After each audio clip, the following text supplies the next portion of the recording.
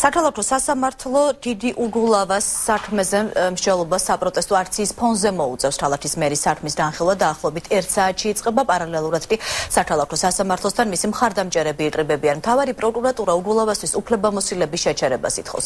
არჩილ ტბილაშვილის განცხადებით პროკურატურის ეს მოთხოვნა ამ საფუძველს ემყარება და უფლებამოსილების შეჩერების კუთხით მერის არჩევითობასთან დაკავშირებით რაიმე შეზღუდვა არ არის.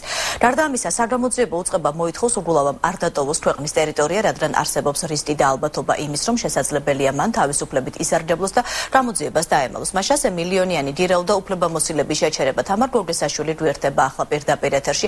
მისგან შევიტყობთ რა ვითარებაა დიღომში. თამარ გისმენთ.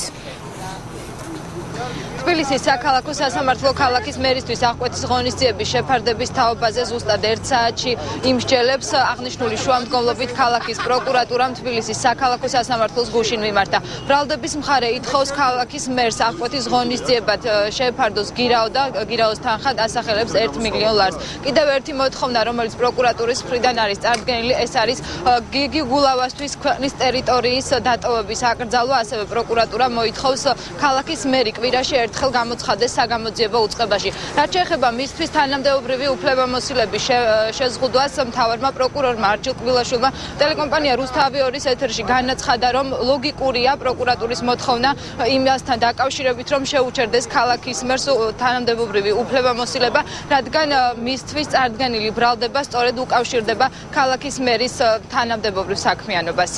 მაშინ, როდესაც პირის მიმართ წარდგენილი ბრალდება ითვალისწინებს თანამდებობაზე ყოფნისას ამ თანამდებობის ბოროტად გამოყენებას, რაც ამ შემთხვევაში გამოიხატა თანხების გაფლანგვაში და მითვისებაში, ძალიან ლოგიკურია, რომ გამოძიების მიმდინარეობის დროს პირს შეუჩერდეს იმ უფლებამოსილების განხორციელება, რომლის ფარგლებშიც მან სავარაუდო ქმედება ჩაიდინა. ამიტომაც ჩვენი ეს მოთხოვნა ამ საფუძველს ემყარება.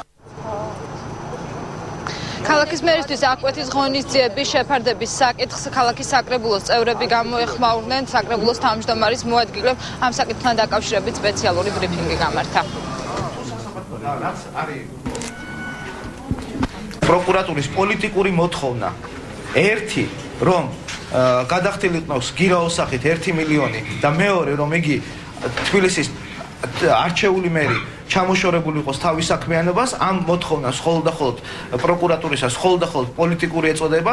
წინააღმდეგ შემთხვევაში ნებისმიერ არჩეულ პირზე შეიძლება ანალოგიური რამ განხორციელდეს, მაგალითად ჩემზე და ნებისმიერ სხვა დეპუტატზე შეიძლება რომ მათ ესეთი შეთითქმული ბრალი წაუყენონ ნებისმიერ არჩეულ პირს და მოხდეს მოთხოვნა მისი სამსახურებრივი უფლებამოსილების შეჩერების. ამიტომ ჩვენ თუ ეს საჭირო გახდა თბილისის საკრებულოს ფრაქცია ერთიან ნაციონალურ მოძრაობასა თავდებში დაუდგება ბატონ გიგი უგულავას.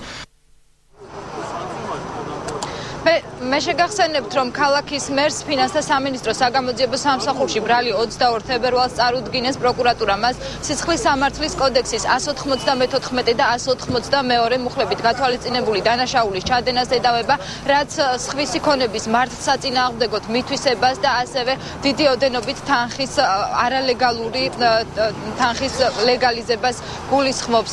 გიგი უგულავას თვის აღკვეთის ღონისძიების შეფარდების თაობაზე სასამართლო 1 საათზე იმსჯელებს. პარალელურად აქ დაგეგმილია ქალაქის მერის მხარდამჭერი აქცია.